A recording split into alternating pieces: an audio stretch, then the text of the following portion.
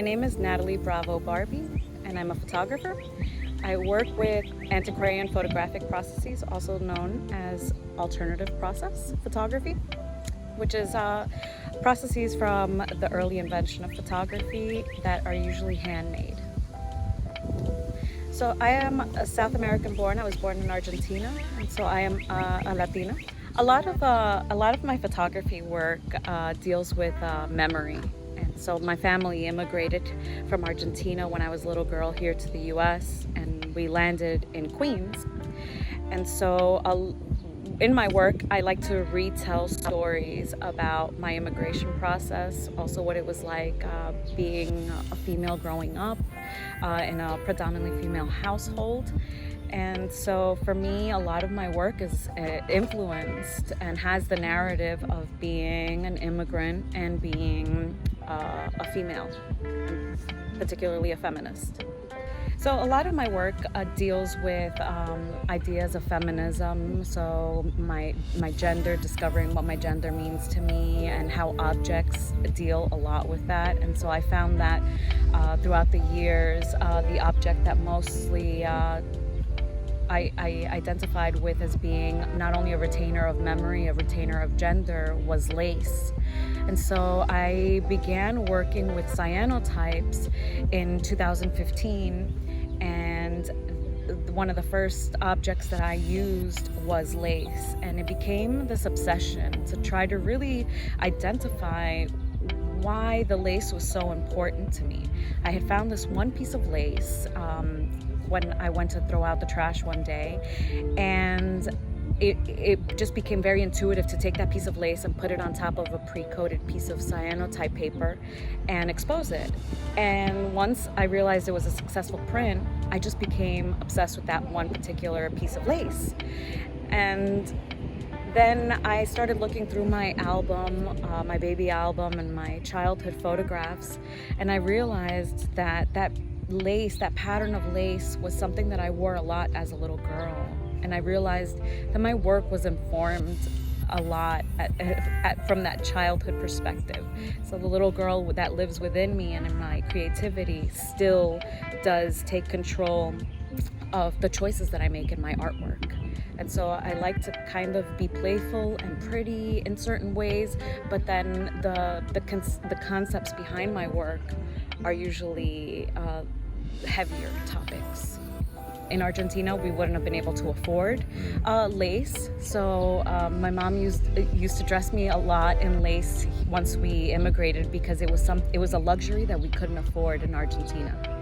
My studio is actually at home and in my backyard, and so I haven't been disrupted too much in my practice because I continue to go into the studio. The thing is, COVID has put a stop to a lot of the programming that was planned for this year.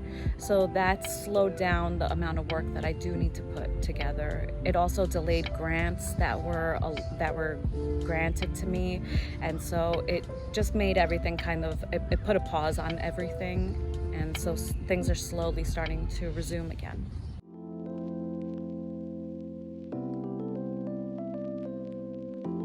So the piece is called Femicide Florals. It's part of a larger installation that I'm working on. So the flowers that I make represent women that have been killed via femicide, or gender-based murders because they're women. And so I considered flowers to be part of a funeral arrangement in memory of these women. And so I started making these cyanotype flowers as a representation of domestic violence, violence against women. And so I thought the garden would be a perfect place because I use flowers as the negative to make these cyanotypes. It seemed to me like the work needed to be in conversation with nature, and specifically with the botanical garden. So when I made the flower, I felt like it needed a little more.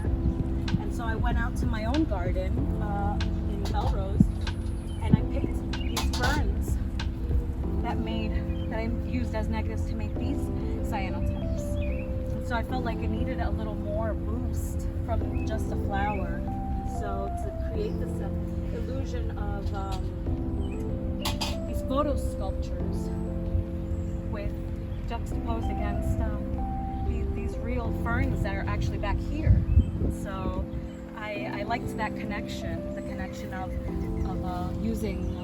having the negatives as well as the actual photograms that were made from them. The work is a cyanotype. It's also known as a sunprint. It's made using UV light to expose it. So essentially sunlight is what exposes these images. So by taking a fern, picking a fern and putting it on top of my coated paper, I was able to make this photogram. And so it just makes sense to me if I use so much of nature to make the work. It belongs out in nature. Has social distancing affected the outcome of my work? I think in a certain way it's given me more time to reflect and do research. A lot of my work is heavy on the research, and so I've had more time to do research, and I don't think it's affected. It's affected the fact that I don't have to, I was furloughed, so I don't go to work anymore. So I can spend more time in my studio making work. So in a sense, it's made me a little more productive. So when I saw that there was this open call for work in the garden, I had already been considering showing this work at a garden because it has so many elements of the garden in it. And so I make these prints in my own garden at home. So it just felt right to continue that and have it, instead of in Belrose in my garden, to have it here in Elmhurst and Flushing, the Queens Botanical Garden. It feels really nice to be out in nature after being in quarantine and shelter in for so many months. It also feels nice to see other people and other faces that I haven't really been exposed to, many strangers and people that I haven't met in so long. So it's nice to be out here in the garden, a new space for me, working and also having these conversations. I love the fact that I can make this installation outdoors and not in a gallery space, because it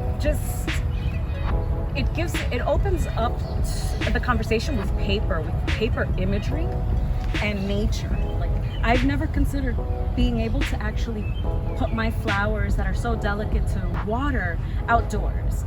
And so having this time to make this work, to consider how I can actually make it survive for at least a month, 2 months out in nature has been a challenge, and it required a lot of research.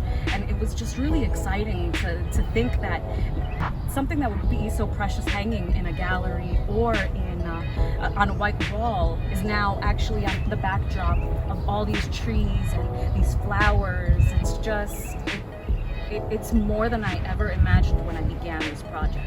So for me, my heart is so happy with this.